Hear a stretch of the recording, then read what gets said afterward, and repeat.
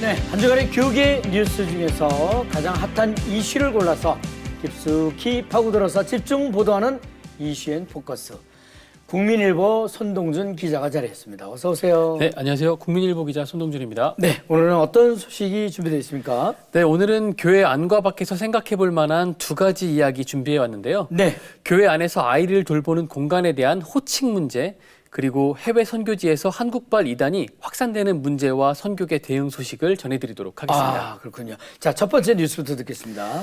교회에 가면 잠옷실이라는 공간이 눈에 익습니다. 예, 아이를 데리고 예배드리는 부모들이 머무는 곳이죠. 그런데 최근 열린 한 예배 컨퍼런스에서 이 이름 자체가 돌봄을 여성의 몫으로만 보게 만든다는 지적이 나왔습니다. 하하, 잠옷실이라는 명칭 뭐 그렇게 깊이 생각해 본 적이 없는 것 같습니다만 이름 하나에도 이렇게 메시지가 담겨 있다는 얘기네요. 맞습니다. 잠옷실이라는 말은 보통 엄마와 아이를 위한 공간으로 받아들여집니다. 네, 문제는 그 순간 아빠는 자연스럽게 빠진다는 겁니다. 하하, 요즘은 유아차 끌고 기저귀 가방 메고 아이를 돌보는 아빠들도 많은데 네. 교회 공간의 언어는 여전히 엄마 중심에 머물러 있다는 지적입니다. 듣고 보니까 말이죠. 잠옷실이라고 하면 왠지 아빠 입장에서는 이거 들어가도 되나? 이런 그 망설임이 있을 수 있겠네요. 맞습니다. 그래서 잠옷실 대신 가족 예배실이나 영유아실처럼 돌봄의 주체를 넓히는 이름으로 바꾸자는 제안이 나왔습니다. 네. 단순히 간판 교체가 아니라 아이 돌봄을 엄마 혼자가 아닌 가족 공동체가 함께 돌보는 일로 보자는 뜻입니다. 네. 잠옷실이라는 언어를 바꾸자는 얘기지만 결국은 그 안에는 역할을 다시 나누자는 의미가 들어있다는 얘기입니다. 네. 맞습니다. 이번 논의는 예배 안에 여성들의 실제 삶이 얼마나 들어와 있는가로도 이어졌습니다. 네. 유산, 산후 우울증, 생리통처럼 여성들이 몸으로 겪는 고통이 교회 안에서는 너무 빨리 은혜로 이겨내자는 말로 정리될 때가 있다는 겁니다. 네. 물론 신앙의 위로는 중요합니다. 하지만 고통을 충분히 듣기도 전에 결론부터 내리면 당사자는 자기 아픔을 말할 자리를 잃게 된다는 겁니다. 그러니까 여성들만이 겪는 그 고통에 대해서 교회가 위로를 말하기 전에 먼저 들어야 할 이야기가 있다는 거네요.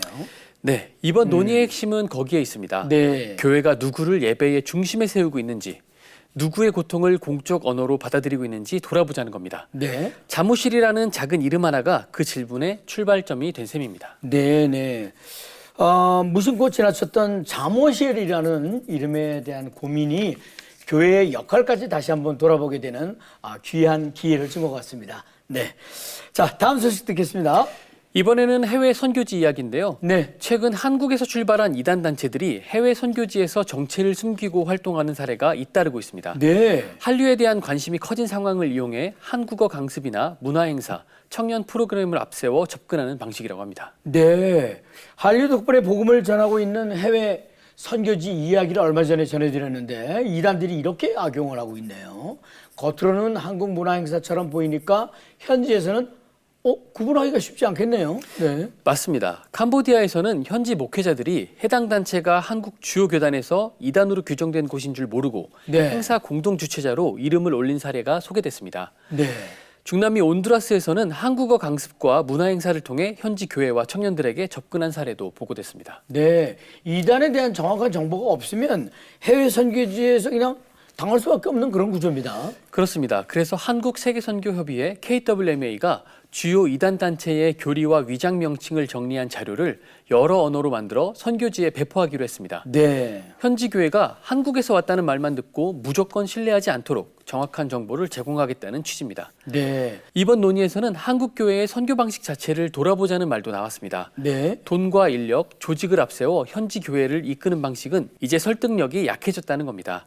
흔히 말하는 점령군식 선교에서 벗어나 현지 교회와 함께 결정하고 함께 책임지는 동반자 선교로 가야 한다는 지적입니다. 네, 알겠습니다. 이단 단체에 대한 경각심에서 출발했는데 선교 방식까지 돌아보는 좋은 기회가 된 것 같네요. 네, 한국 교회가 돕는다는 마음으로 선교지에 갔지만 오히려 현지의 주체성을 약하게 만들 수도 있다는 문제가 제기된 게 아닌가 싶습니다.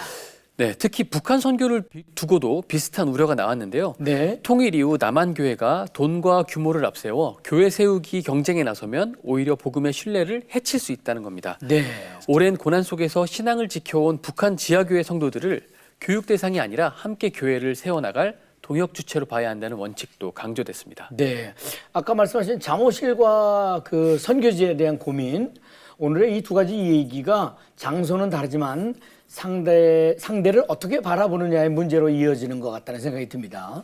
네, 교회 안에서는 돌봄을 엄마 한 사람에게만 맡기지 않는 언어가 필요하고 네. 교회 밖 선교 현장에서는 현지인을 가르칠 대상이 아니라 함께 걸어갈 동역자로 보는 태도가 필요합니다. 결국 중요한 건 주도권을 쥐는 일이 아니라 자리를 내주고 목소리를 듣고 함께 책임지는 일이라고 생각합니다. 네, 잘하겠습니다. 교회 안에 작은 이름 하나부터 해외 선교의 큰 방향까지 환대와 존중의 태도를 돌아보는 이야기였던 것 같습니다. 손동준 기자 대단히 감사합니다. 수고하셨습니다. 감사합니다. 자, 이어지는 단신 뉴스 보시겠습니다.